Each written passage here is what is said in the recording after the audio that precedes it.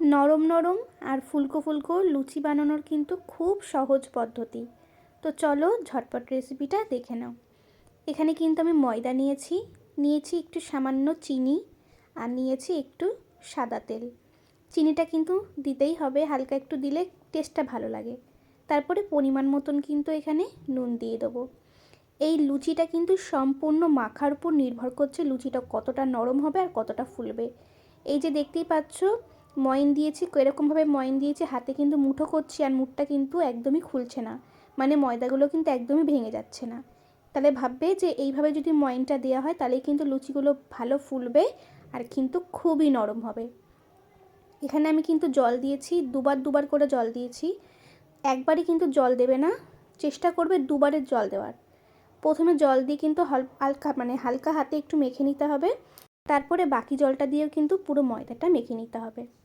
এই ময়দাটা কিন্তু অনেকক্ষণ ধরে মাখতে হবে, তবেই কিন্তু লুচিটা ভালো ফুলবে আর কিন্তু নরম হবে। দেখতেই পাচ্ছ ময়দাটা কিন্তু কতটা নরম হয়ে গেছে। আবার বেশি নরম করার চেষ্টা করো না, বেশি নরম করলে কিন্তু বেলতে ভীষণই অসুবিধা হবে।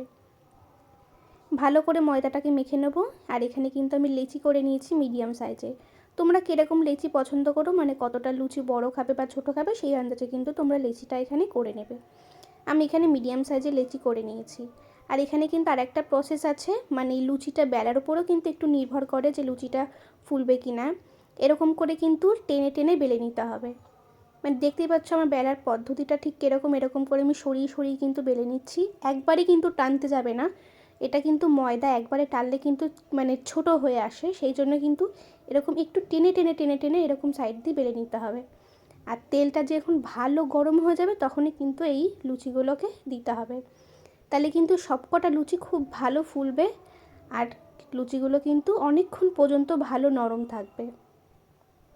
দেখতেই পাচ্ছ লুচিগুলো তোমরা লাল লাল করেও ভাজতে পারো, আমি একটু সাদা সাদা করে ভেজেছি। সাদা সাদা করে ভাজলে কিন্তু লুচিগুলো দেখতেও খুব ভালো লাগে আর খেতেও কিন্তু খুবই ভালো লাগে। সবসময় মনে রাখবে তেলটা যেন ভালো গরম হয়। তেল যদি গরম না হয় তাহলে কিন্তু লুচি একদমই ফুলবে না, তাই তেলটাকে সবসময় ভালো করে গরম করার চেষ্টা করবে। দেখতেই পাচ্ছ আমি কিন্তু যে কটা লুচি এখানে দিয়েছি সব কটা লুচি কিন্তু ভালো একদম ফুলেছে। আর এরকম করে কিন্তু সব কটা লুচি আমি কিন্তু ভেজে নেব। এই লুচিগুলো কিন্তু শুধু শুধুও খাওয়া যায়, যেহেতু হালকা এক পরিমাণে একটু মিষ্টি দেওয়া হয়েছে।